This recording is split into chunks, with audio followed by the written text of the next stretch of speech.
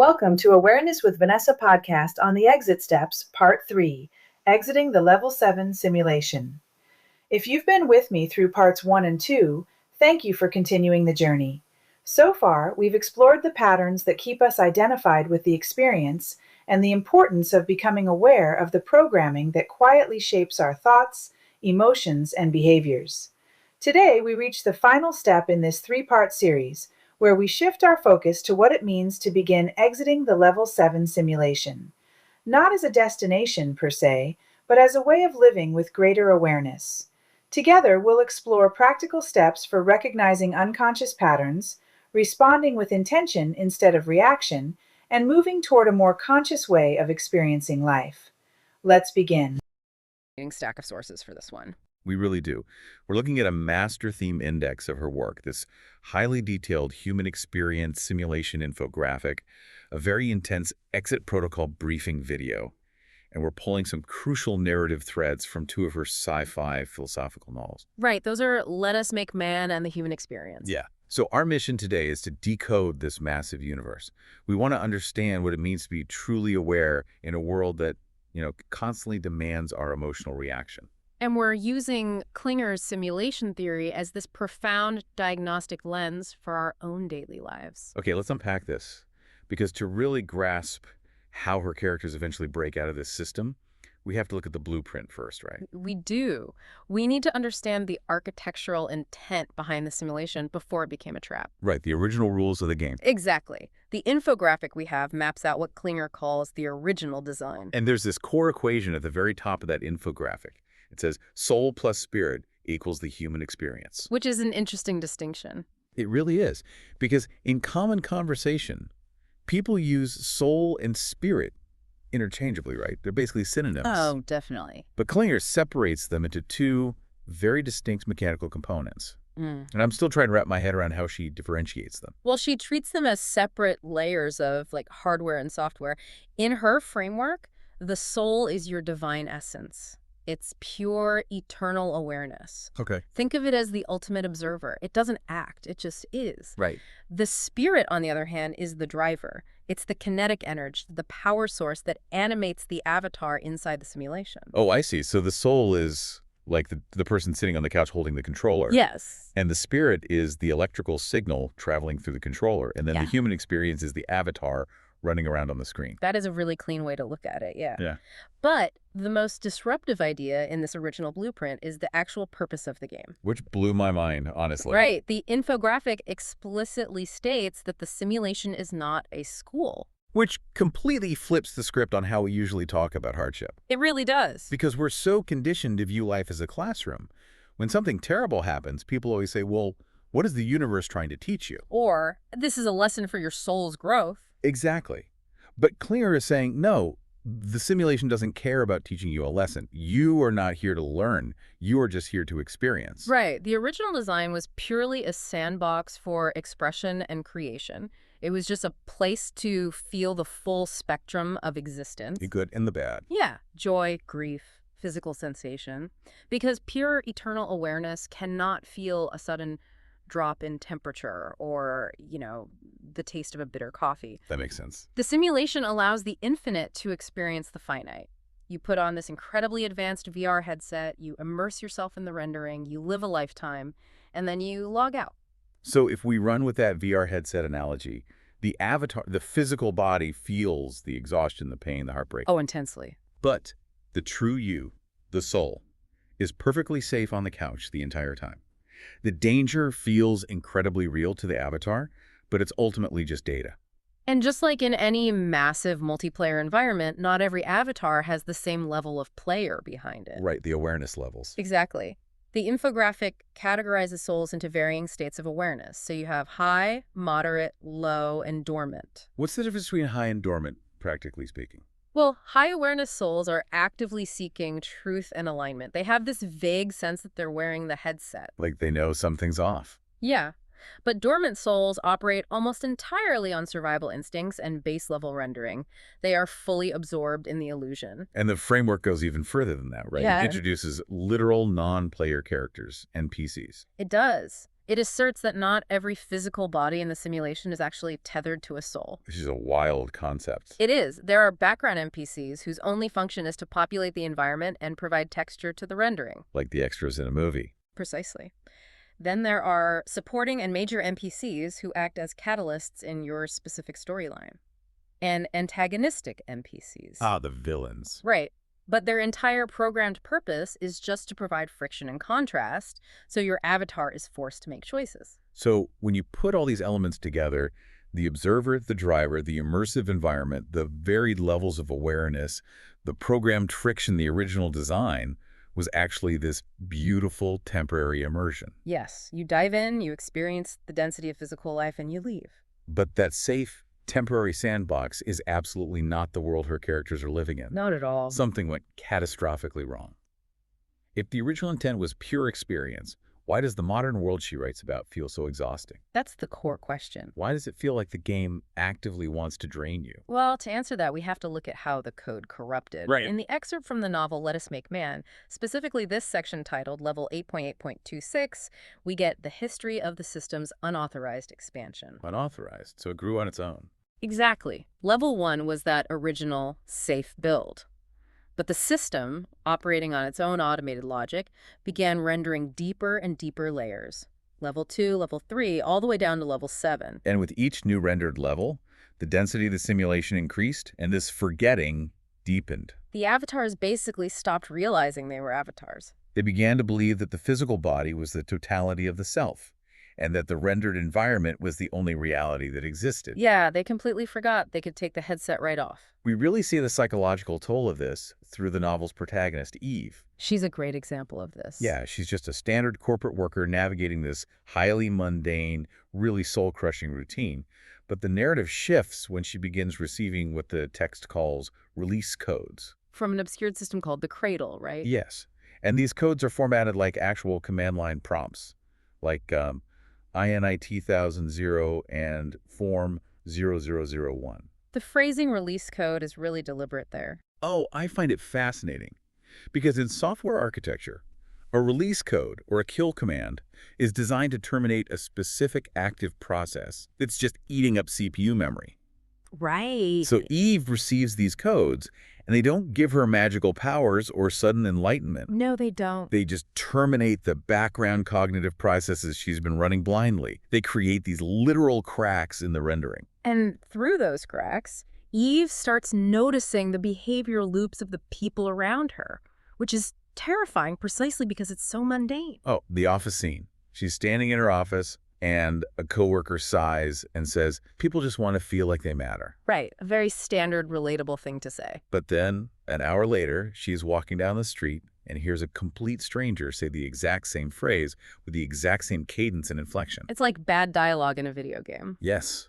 And then she turns on the TV, and a news anchor uses the identical phrase. It's everywhere. She sees an advertisement for a wellness retreat that says, disconnect to reconnect. And the very next day, her boss uses that exact slogan as if it were an original thought. What Eve is witnessing there is the system's resource management. How so? Well, to maintain a massive, unauthorized 7-level simulation, the system has to conserve rendering power. So it runs the dormant souls and the NPCs on recursive behavioral loops. They're just reciting cultural scripts to save memory. Exactly. But Klinger's real diagnosis of modern society happens when Eve notices the glitching messages flashing on screens around her. Right, the TV screens. One says, remember before the 8th. And the most crucial one says, a reaction was consent the system could use. A reaction was consent. That concept is heavy. It is the mechanical foundation of the corrupted simulation. See, the level 7 architecture cannot sustain itself on dormant energy alone. It needs more power. Right. It requires the high voltage output of conscious souls to power its servers. But the catch is, it cannot force a conscious soul to stay. So it has to trick you into consenting to stay. Exactly. And it does that by keeping you constantly provoked. Like if you're perpetually outraged by a political headline or terrified by a 24-hour news cycle or, just consumed by the anxiety of comparing your life to someone else's. Your attention is entirely locked onto the screen. Right. You are generating massive amounts of emotional output, and the system just harvests that energy. It deliberately deprives you of the silence you would need to realize you were sitting on the couch. It's an architecture of distraction. Okay, I am going to push back on this a little bit, though. Sure, go ahead. Is Klinger's corrupted simulation actually a grand metaphysical theory? Or is she just using sci-fi terminology to complain about smartphones and algorithmic doom scrolling? That's a really common reaction. Because, I mean, a system harvesting your outrage to keep your attention locked is basically just the business model of every major social media platform today. Are our phones the actual level 7 corruption? It's a fair critique, and social media is certainly the most visible manifestation of this dynamic right now. But what's fascinating here is that Klinger is pointing at something much older and more insidious than smartphones. Okay, how do you mean? She's suggesting that human culture itself has become a recursive algorithm. Think about the social scripts we follow about success, or the manufactured fears about scarcity, the political outrage cycles that have existed for centuries. Oh, I see. These are all part of the architecture of distraction. Your smartphone is just a highly efficient, modern delivery mechanism for a very old piece of malware. Wow. Okay, so the core mechanism remains the same. Exactly. If Yeah. you react emotionally to the illusion, you legitimize the illusion. You give it your processing power. So if the system is rigged to constantly throw these emotional stress tests at us to harvest our energy, who actually wrote this malicious code? Right, who's running the servers? Yeah, and is anyone trying to help us out? To understand the creators and the saboteurs, we have to look at the second novel in our stack, The Human Experience. This narrative actually pulls back the curtain and puts us in the control room with a group of programmers known as the Human League. I love this part. Yeah, it's great. There are two key figures actively manipulating the life of a digital entity named Vanessa. We have Eleanor, who operates with deep empathy and idealism, and Malcolm Cynic, who acts as the system's internal saboteur. And Malcolm represents the exact corruption we were just analyzing, doesn't he? Oh, completely. His core philosophy is that the human design is inherently fragile and flawed. So he's trying to prove that. Right. To prove his point, he acts like a rogue QA tester. He secretly injects what the text calls cruel code into Vanessa's simulation. Cruel code. He wants to apply enough pressure to break her processing capacity and force a system crash. He thinks humanity will always collapse under the weight of the simulation. And we see this cruel code manifest, but it's not like sci-fi monsters or alien invasion. No, it's much more relatable. It's deeply personal systemic hardship. Vanessa grows up in this suffocating town called Maplewood. Her mother, Angela, is coated with intense bitterness and abusive tendencies. It's relentless. Yeah, Vanessa faces bullying, isolation, sudden financial aid delays that threaten her education, lost assignments.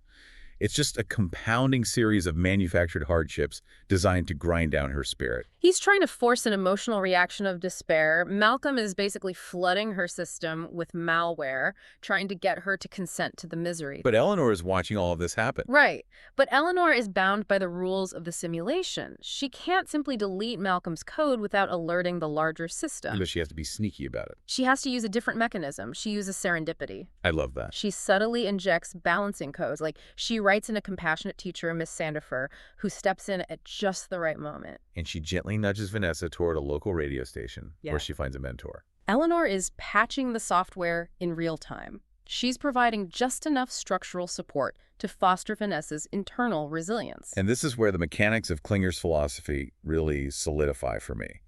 Because Vanessa doesn't just passively survive the cruel code, she metabolizes it. Yes, that's the perfect word for it. She moves to Florida. She starts a deeply reflective radio show called Echoes of Connection, and she actually uses her own manufactured trauma to develop profound empathy, which she then broadcasts out to other avatars in the simulation. She takes the malware and turns it into a diagnostic tool to help others wake up. It's brilliant. And eventually she wins the lottery, which we find out is a direct, heavy-handed code injection from Eleanor. Eleanor basically hits a cheat code for her. Totally. Here. And Vanessa relocates to Tuscany. She buys a vineyard, builds a quiet, beautiful life, and falls in love with a man named Alexios. She essentially achieves a state of peace that Malcolm's cruel code can no longer penetrate. She renders Malcolm's hypothesis completely void. Her resilience acts as a cryptographic key that his malware can no longer crack. The pressure didn't break her. It forged a level of awareness that transcended the base programming. The emotional climax of this novel is just so fascinating because it blurs the lines between sci-fi mechanics and spirituality. It really does. Vanessa is standing in her Tuscan vineyard, and Eleanor actually renders herself as a hologram right there in the simulation, Breaking the primary rule of non-interference. just to say goodbye. And Eleanor reveals that she and Vanessa are actually the same essence, Yeah. just operating across different dimensions. Right. Eleanor was written to the story to guide Vanessa, but now that Vanessa has reached full awareness, she doesn't need the external guidance anymore. So wait, is Eleanor literally a programmer playing God in a server room, or is Klinger using this as a metaphor? Well, Klinger's playing with a brilliant double meaning here. If we cross-reference this scene with the master theme index in our sources, which, highlights themes of identity, resilience, and destiny, we see the layers. Okay, lay it out for me. On a literal narrative level, sure, Eleanor is a rogue programmer in a server room. But on a philosophical level, Eleanor is the exact embodiment of the higher self. Oh, she's the soul sitting on the couch. Exactly. She's dropping hints, intuition, and serendipitous moments into the headset to help the avatar navigate the game. So the intuition you feel when you avoid a bad situation, or that sudden burst of clarity you get during a crisis, that is just Eleanor sending a software patch. Precisely. Klinger is telling the reader that your own traumas might feel like Malcolm's rogue code, maliciously designed to break you. But your capacity to metabolize that trauma, to find connection and meaning despite the malicious coding, is the ultimate proof that you're more than just a rendered avatar. Which brings us to the ultimate pragmatic question of this entire philosophy. I get out. Right. Once you develop that awareness, once Yeah. you recognize the cruel code for what it is and see the behavioral loops in your daily life, how do you actually execute the exit strategy? How do you log out? Our final source tackles this literally. Yes, the video briefing. It's an MP4 file titled exitsteps.mp4, and it doesn't deal in metaphors at all. It's presented as a sterile, step-by-step technical manual for severing your consciousness from the level 7 servers. So what's step one? The first step involves complete detachment from physical and emotional traps. You have to recognize that the avatar is just a temporary vessel. And when you sever that tether, the briefing says you enter what it calls ghost mode. Ghost mode is the most vulnerable state in the entire exit sequence. Why is that? Well, you've unhooked from the local network, but you haven't yet established a connection to the root server. You're in limbo. And the system detects this anomaly immediately, right? It does. It recognizes that it's about to lose a vital energy source, so it deploys its final defense mechanisms. They're Archons. The Archons. The briefing's description of the Archons is, hands down, the most visceral analogy in all of these sources. It's terrifyingly accurate. It describes them as highly targeted, emotionally manipulative pop-up ads or phishing scams. Right. They rush your consciousness, desperately trying to trick you into clicking so they can abort the logout sequence. It's brilliant. We really have to look at the mechanics of a phishing scam to understand why this is so dangerous. A scam works by creating artificial urgency, right? Fear or guilt. Exactly. And the Archons will project images of familiar identities, past regrets, terrifying scenarios. If you feel guilt about leaving or fear about the unknown, you are emotionally reacting.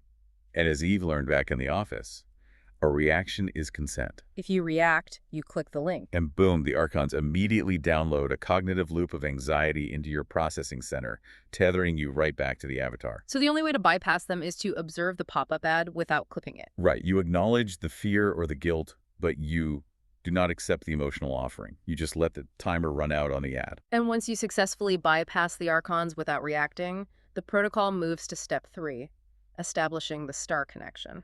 The video visualizes this as locking onto a cosmic beacon.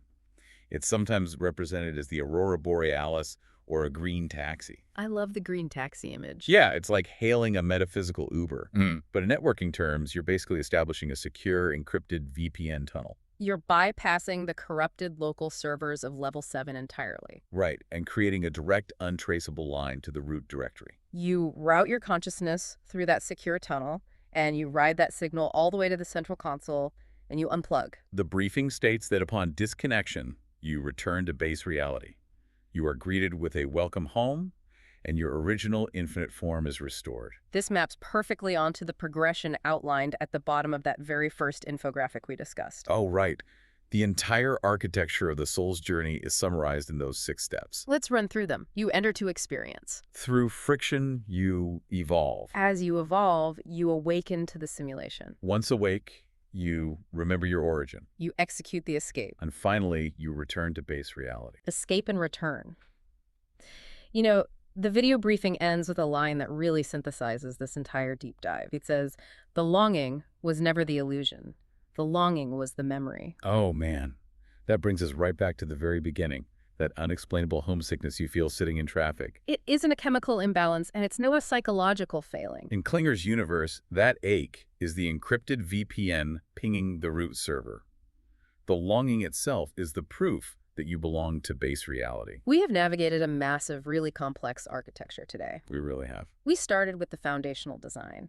The soul, acting as the observer, driving the avatar through a temporary sandbox meant only for experience. And then we examined how the system expanded, unauthorized, into level 7, creating this dense, corrupted environment that forces avatars to forget their true nature. We looked at how the system sustains itself by harvesting our emotional reactions, our outrage, our anxiety, our consent through behavioral loops and manufactured crises. We saw through Vanessa's story that the malicious, cruel code injected into our lives can be countered.